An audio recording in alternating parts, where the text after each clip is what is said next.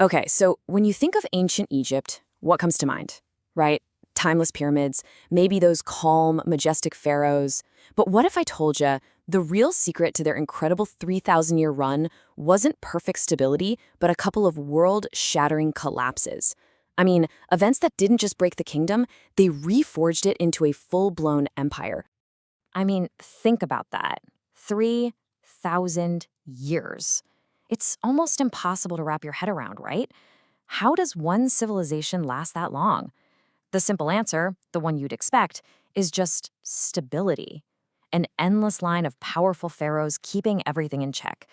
But that's not the whole story, not even close. The real secret here wasn't about avoiding chaos. It was about surviving it, learning from it, and, believe it or not, coming out stronger on the other side. So how on earth did they pull that off? Well, first, we're going to dive into the one core idea that held their entire universe together. Then we'll watch as that world shatters, not once, but twice. The first time, it crumbles from the inside out. The second time, a humiliating invasion from outsiders. And here's the twist.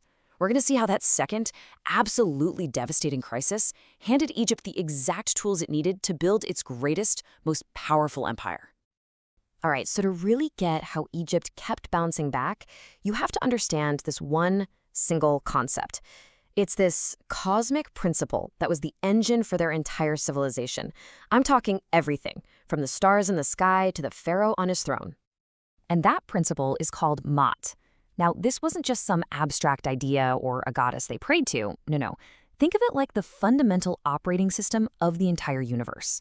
The Egyptians believed that way back at the beginning of everything, Ma'at was the force that created order out of a swirling primordial chaos. So their whole society, their religion, their government, all of it was built for one single purpose: to keep that delicate cosmic balance in check. But here's the thing, keeping Ma'at wasn't something you could just set and forget. It was a constant fight, a struggle, because order was always being threatened by its total opposite, Isfet. And Isfet is everything you don't want: chaos, injustice, lies, violence. So for the Egyptians, history wasn't just one thing after another. It was a never-ending war between these two massive cosmic forces. And who do you think was on the front lines of this epic cosmic battle? The pharaoh. He wasn't just a king, you see. He was humanity's champion, the crucial link between people and the gods. His most important, most sacred job was to maintain Ma'at and to literally annihilate Isfet. And this had real-world consequences.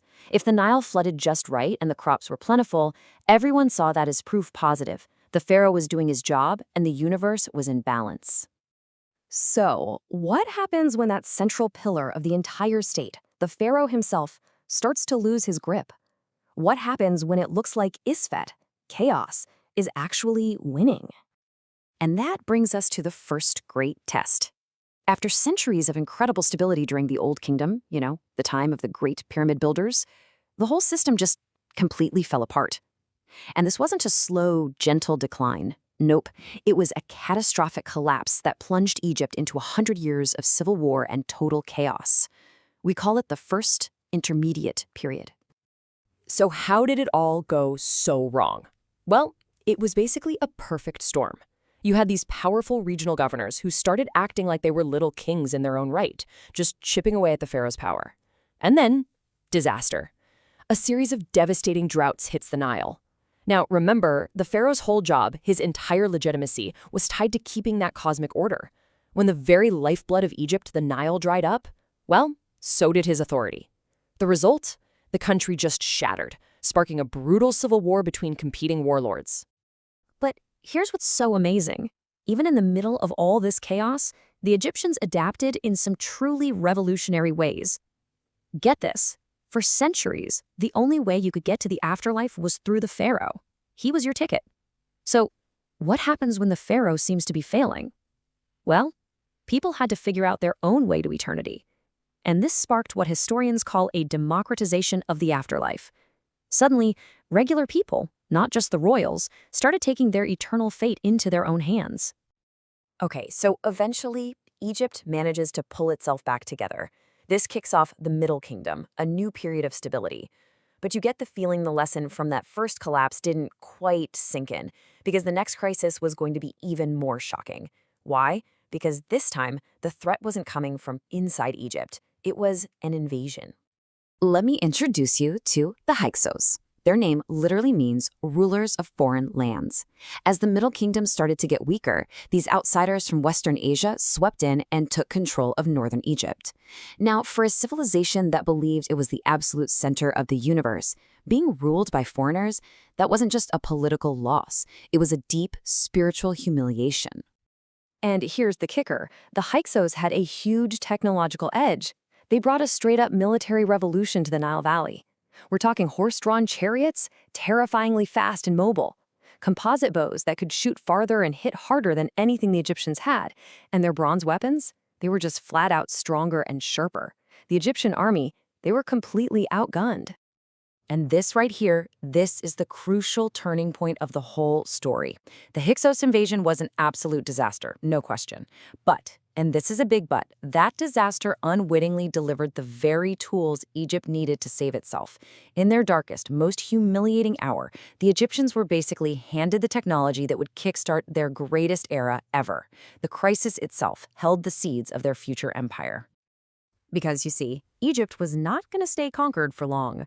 Way down south, in the city of Thebes, a dynasty of native Egyptian pharaohs was plotting their comeback. A multi-generational war for liberation was about to ignite. This was a fight led by a series of heroic kings from Thebes. It all started with a guy named Sekenenre-Tao. His mummy is, well, it's pretty gruesome, and it tells us he died violently in battle, basically becoming a martyr for freedom. His successor, Kamose, picked up the torch and started pushing the Hyksos back toward their capital city. But it was Kamos's brother, Ahmose I, who was destined to finish the job. So around 1539 BCE, Ahmose I storms the Hyksos capital, kicks the invaders out for good, and unites all of Egypt. And this moment, it wasn't just the end of a crisis. It was the birth of the new kingdom, the most powerful, most glorious, most famous era in all of Egyptian history. And you have to understand, this new kingdom was a totally different beast. They had learned their lesson, and they learned it the hard way. They took the Hyksos' own weapons, the chariot, the composite bow, and they mastered them.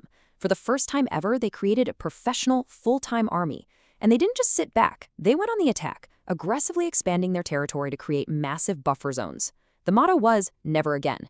Egypt was no longer a quiet, isolated kingdom. It was now a full-blown empire, forged in the fires of that humiliating defeat. So, when we look back, the real secret to Egypt's unbelievable run wasn't some magical, perfect peace. It was just profound resilience. This was a civilization that got shattered again and again, but just refused to stay down. In fact, it found a way to become even stronger because it had been broken. Those times of chaos, the intermediate periods, they weren't just painful bumps in the road. They were the actual engines of change. They forced Egypt to adapt, to innovate, and ultimately, they're what pushed it to become the unmatched military and political superpower of the ancient world. And that leaves us with a really powerful thought, doesn't it? The story of ancient Egypt seems to tell us that real, lasting strength isn't about protecting some perfect, unchanging system. It's about going through the messy, painful, but absolutely necessary process of facing disaster head-on, learning from it, and building something new and even stronger from the rubble.